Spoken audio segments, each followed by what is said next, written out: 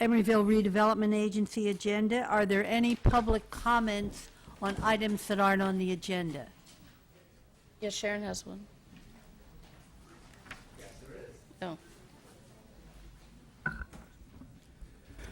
Good evening once again. Thank you, Mayor Davis, Vice Mayor Atkin, and honorable council members for this important opportunity to address matters of great concern to the 125 employees of Woodfin Suites Hotel and the citizens of Emeryville as a whole.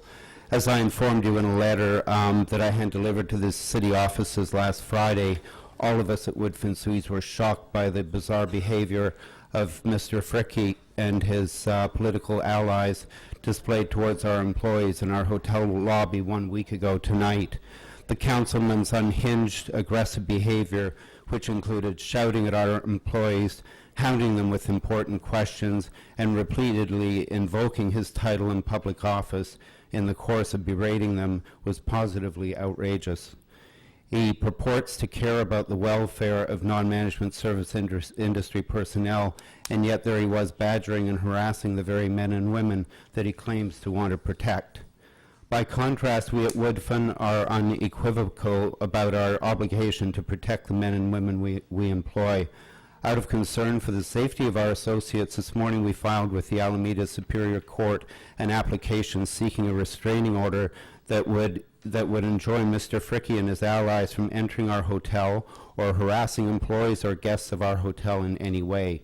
We are by now accustomed to the local pressure groups resorting to heavy-handed tactics as part of their shameless self-serving efforts to advance their membership recruitment drives. We perhaps naively expected more from Mr. Fricke, who has a clear and undeniable obligation to give at least the appearance of impartiality where city affairs are concerned. We're perhaps even more disappointed by the city's blasé response to this disturbing incident.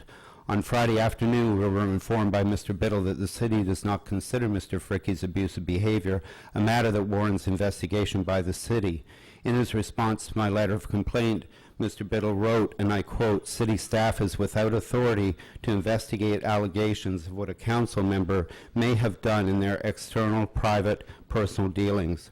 Given that Mr. Fricke loudly announced himself as the city councilman upon entering our hotel, that he left his official city business card with our front desk employees, and that he invoked the power of his office to threaten my team in a very public place, it's hard to see how his behavior could not be categorized as an external, private, personal dealing.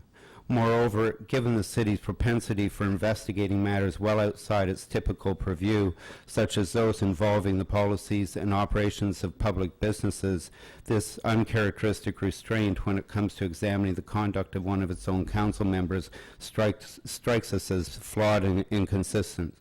It appears that the city is bowing to political pressure to apply selective implementation and enforcement of the law, and increasingly creative about the double standards it employs to rationalize its actions. For example, Mr. Biddle cites that the free speech provisions in the U.S. Constitution as a basis for allowing union activists to employ bullhorns and beat snare drums at top volume during their twice-weekly protests in front of our hotel, despite the fact that these tactics are highly disruptive to our business and that they intimidate and annoy our guests, employees, neighbors, and other businesses and bystanders.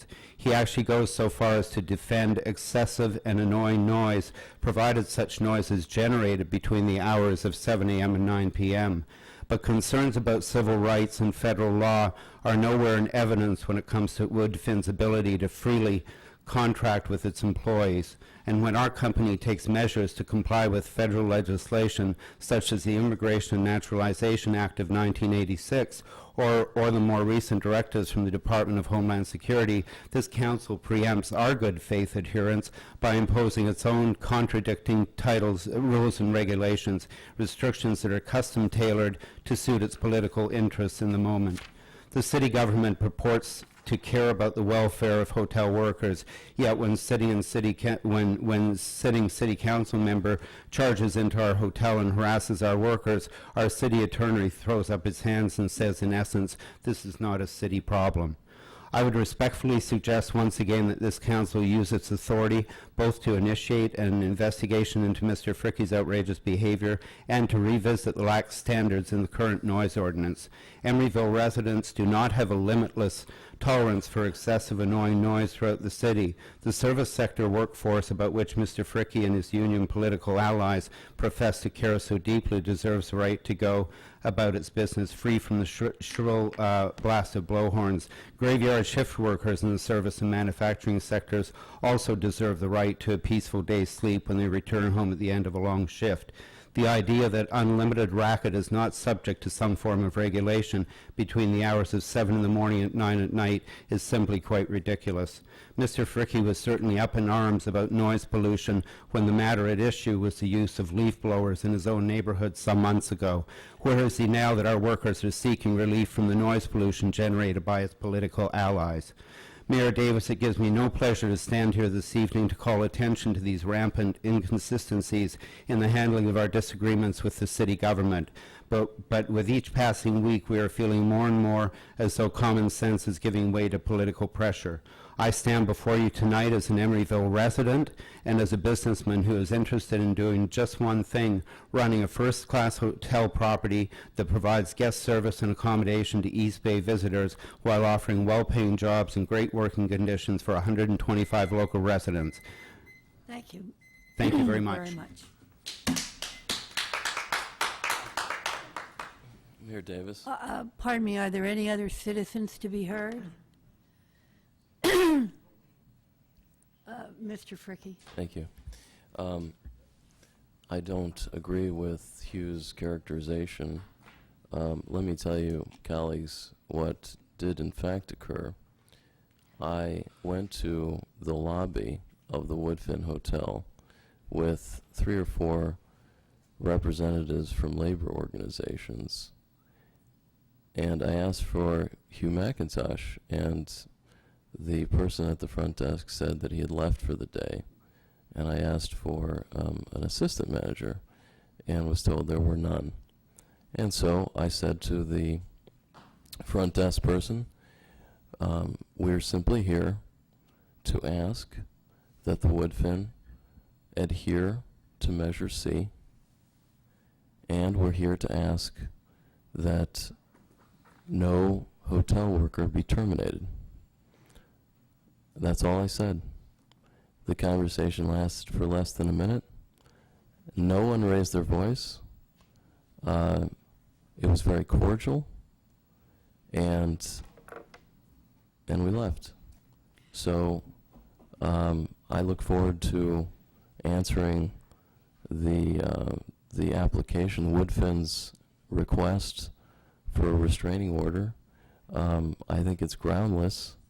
I think that it's motivated by a desire to chill speech, and I think that it's very troubling that an employer in this city would seek the power of the court to restrain an elected person. Thank you. If there are no further public comments,